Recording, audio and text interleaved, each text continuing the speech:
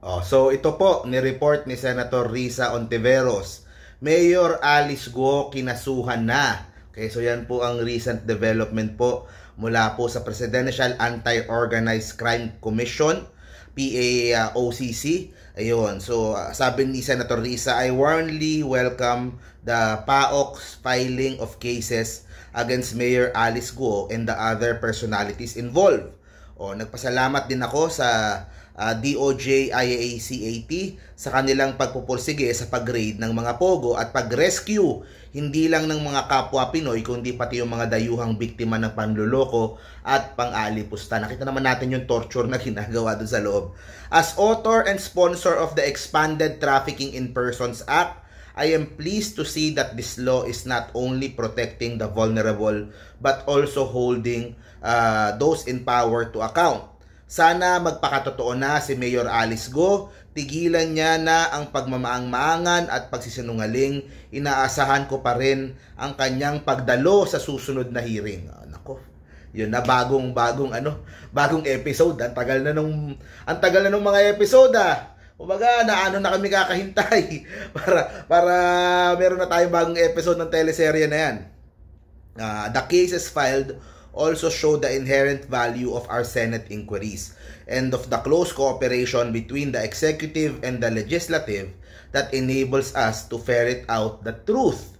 Ano ibig sabihin? Kasi kumbaga hindi makapagsinungaling yung mga guests nila, yung mga humaharap doon sa kanilang committee. Kasi pag every time magsisinungaling sila, merong katapat na papeles, merong katapat na impormasyon, may katapat na testimonya galing sa isang government agency o employee. So, hindi talaga makaporma yung mga gustong makalusot at gustong magsinungaling. Kasi obviously, kaya nilang magsinungaling para sila ay mapawalang sala at hindi makasuhan. Pero, yun nga kumbaga, yung pressure dun sa Senate, tapos yung pressure coming from doon sa mga agencies like sa immigration, 'di ba, doon sa kanya sa birth certificate and sa lahat ng mga papeles na 'yon, 'di ba? Lumalabas yung nagiging yung pagsisinungaling na nangyayari doon sa hearing. At kaya ngayon umabot sa punto na sila ay kinasuhan na.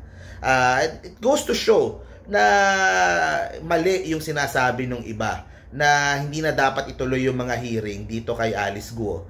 Dahil obviously, yung mga hearing na yan, it led dito sa pagsampa ng kaso, it led doon sa mga natutunan natin about dun sa Pogo. And important ito kasi yun nga kung talagang magsasampa ng batas para ipagbawal na yung Pogo, kailangang malaman natin yung totoo, kailangan pag-aralan talaga. Sabi ni Senator Risa, kaya umaasa ako na hindi lang din kami sa Senado ang magtutulak na palayasin ang Pogo sa bansa. Sana ang buong gobyerno handa na ring manindigan laban sa Pogo. So basahin natin. Ito, Alice Leal Guo, aka Guo Huaping. Okay, so pati yung totoong pangalan ni Guo Huaping ay nandoon na. Teka lang. So yung buong pangalan ni Alice Guo ay nandoon na. Ito, ang dami niyang mga dito Zhang Ruijin, mga kasama niya to. Bao Yinglin, Rachel Joan Malonzo, ang dami mga pangalan dito nakalagay dun sa kaso. Ayan. So ito na, kinasuhan na sila ng PAO. Kailangan na nilang humarap sa batas, kailangan na nilang managot at yan na. Makikita na natin sa aktual na korte. Makita natin kung anong moves ni Mayora Alice, kung siya ba ay aamin na o pagpipilitan pa rin yung kanyang storya. Okay, so good job Senator Risa, good job PAOCC, good job kay Senator Win, sa lahat ng mga tumutulong dyan sa investigasyon na yan, sa mga tao sa government agencies. Sana po ay pagpatuloy nyo yung mahusay na trabaho para po to make sure na hindi na po ito maulit-ulit at magkaroon po ng maayos na investigasyon pagdating po sa kaso na to at get to the bottom of this. Kung sino ba talaga si Mayor Alice Guo, anong kinalaman niya dun sa mga Pogo, at paano ito maiiwasan na naaabuso ng mga foreign nationals yung batas natin para gumawa sila ng illegal dito, gumawa sila ng mga krimen na yan, mga human trafficking na yan and all, and hopefully po in the future ay hindi na ulit mangyari ito. So thank you very much guys, see you po sa next video po natin. Remember, in the Philippines, the Filipino should always come first. Bye-bye.